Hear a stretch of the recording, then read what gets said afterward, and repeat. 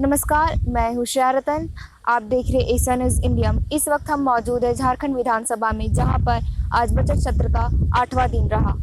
आपको बता दूं कि सदन के अंदर काफ़ी मुद्दों को लेकर बहुत ही गहमागहमी देखने को मिली। साथ ही डीबीसी और वहीं दूसरी ओर डायन बिशाई तो कल हुई रांची में हुई घटना, जिसमें पीट कर एक युवक की हत्या कर दी जाती है, उस घटना को लेकर काफ़ी सदन में हंगामा देखने को मिला। आइए सुनते हैं सत्ता पक्ष और विपक्ष के विधायकों का इसमें क्या कहना है। देखिए,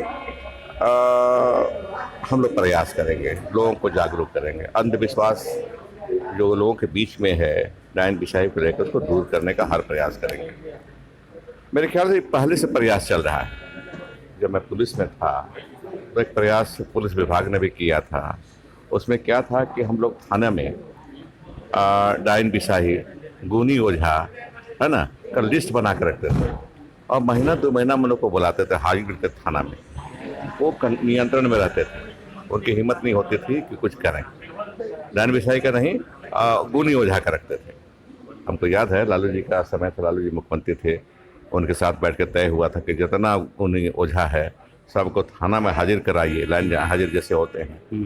तो इनको पता रहा कि हम कुछ करेंगे और मेरे चलते अगर गांव में कोई हत्या होगी डायन बिशाई के नाम पर तो हम पर भी कार्रवाई होगी। इस समाज में एक गलत संदेश जाता है। गलत संदेश जाता है, राज्य के बारे में भी दूसरे राज्य में गलत संदेश जाता है कि लोग जब देश या विश्व चांद पर जाने की तैयारी कर रहा है, मंगल ग्रह पर जाने की तैयारी कर रहा है, लोग यहाँ डायन बिशाई, है ना, पर हत्या कर रहे हैं, एक दूसरे को मार रहे हैं। संदेश तो कल एक युवक की पीट कर हत्या कर दी। बहुत गलत हुआ, बहुत गलत हुआ।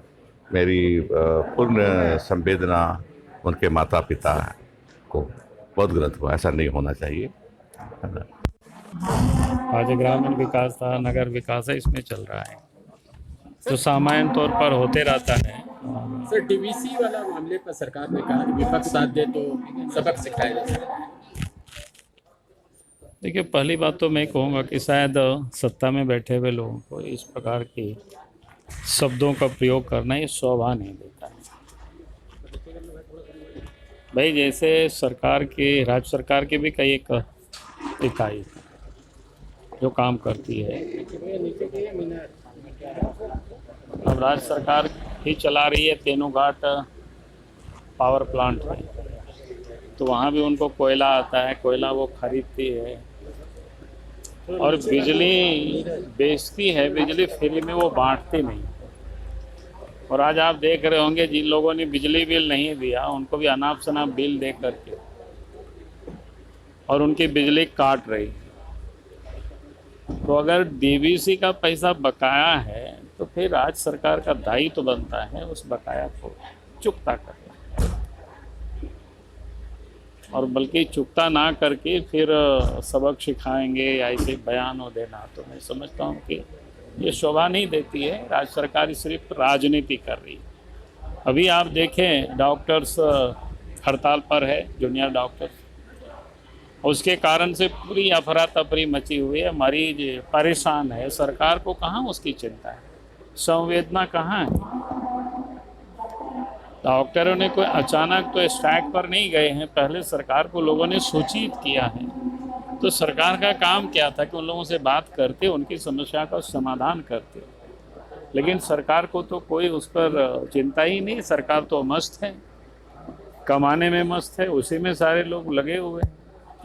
देखिए, ये झारखंड सरकार पहले भी बनी थी 14 महीने के लिए हेमंत सोरेन जी की, तो स्मरण होगा आप लोगों को कि पोंटी चड्ढा के व्यक्ति यहाँ आकर के बालू का कारोबार का शुरुआत किया था। उसी समय हम लोगों ने कहा था कि ये बालू बेचने वाली सरकार है, बालू से तेल निकालने वाली सरकार है। अब दोबारा फिर ये सरकार आई है, तो फिर अब केवल व्यक्ति बदला है। जो आदमी मुंबई का हुआ करता था, अब गुजरात का वह व्यक्ति है।